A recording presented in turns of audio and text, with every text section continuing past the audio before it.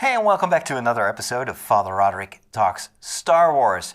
And today I want to talk about Chapter 3 of The Mandalorian, and more specifically about 5 things that this episode teaches us about sin and forgiveness. Number 1. This chapter is titled The Sin, and it clarifies something really important, that sin is always about relationships, not just about breaking rules. In this chapter, we see how the Mandalorian first sticks to the rules of being a bounty hunter and being part of the guild. He has to deliver the child, get his reward, and never ask any questions. But ever since he found Baby Yoda, something behind that mask has been changing. A relationship between him and the child has started to develop, which he now betrays by handing it over to the client and to Dr. Pershing. And in this case, I think the sin is even worse than breaking a regular relationship between equals. It breaks a relationship of responsibility between a relatively defenseless child and a parent figure. It reminds me of Jesus' warning, whoever scandalizes one of these little ones who believe in me, it would be better for him to have a great millstone hung around his neck and to be drowned in the depths of the sea. So we're talking a big sin here. Number 2, sin sets you apart from the community. There is a second relationship that gets damaged in this chapter.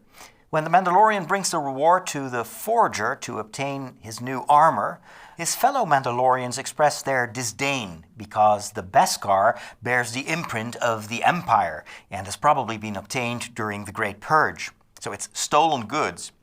Our protagonist seemingly betrays his bond with the Mandalorians by doing business with the enemy.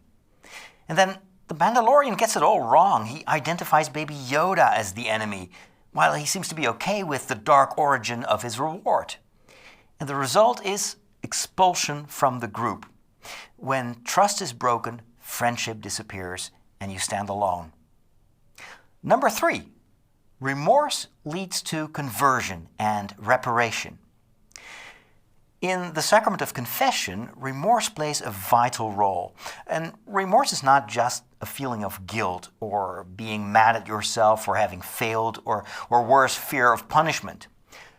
What we call perfect contrition is repentance for sin out of love. It starts with the realization that a relationship has been damaged. And that is what happens when the Mandalorian looks at the lever that Baby Yoda had been playing with. And it's only then that he realizes how much he cares for this child. Isn't Baby Yoda a foundling just like he used to be?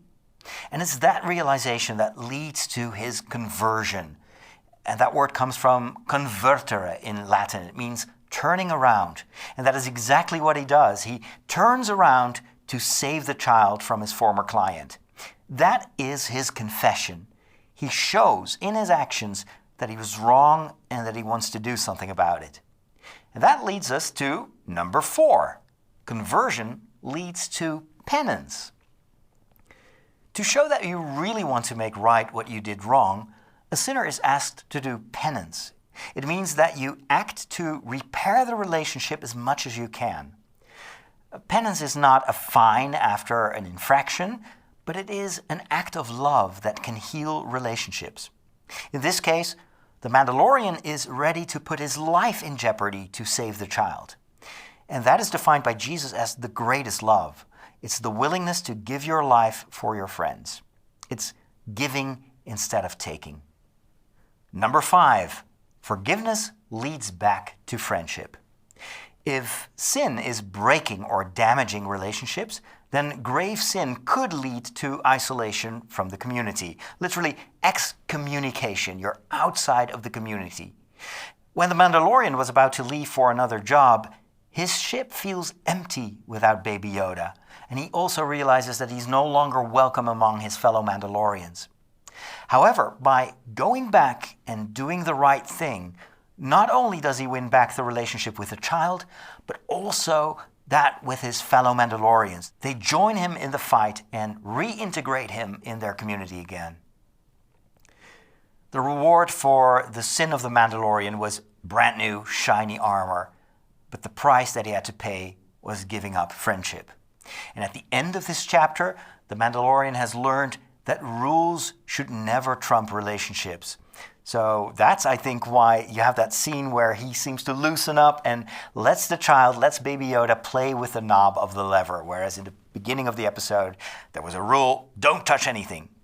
And the reward for his conversion is the reestablished relationship with the child and with his Mandalorian community. I hope you enjoyed this episode. Thank you so much for sharing it with other people that may enjoy this kind of content. Also, make sure to subscribe. And if you want to support me in my work here on social media, take a look at patreon.com/Father Roderick. Thanks for watching. May the Force be with you.